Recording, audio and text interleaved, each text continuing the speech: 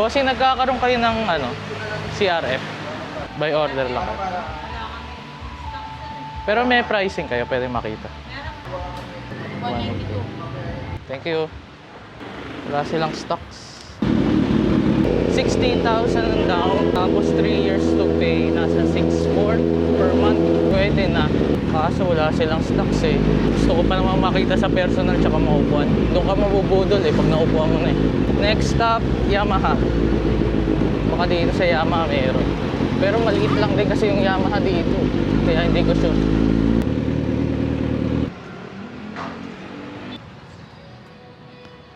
Kakaroon ba kayo ng WR? Yung dirt bike? May order. By order. May pricing kayo, pwede makita. 180,000. Sige, thank you. Pangit na mga kasa dito sa amin sa Bulacan. Mga walang stocks. Yun, wala. Part 2 tayo. Punta tayo sa mas malaking branch. Siguro sa Higinto or Malolos na branch. Doon natin subukan.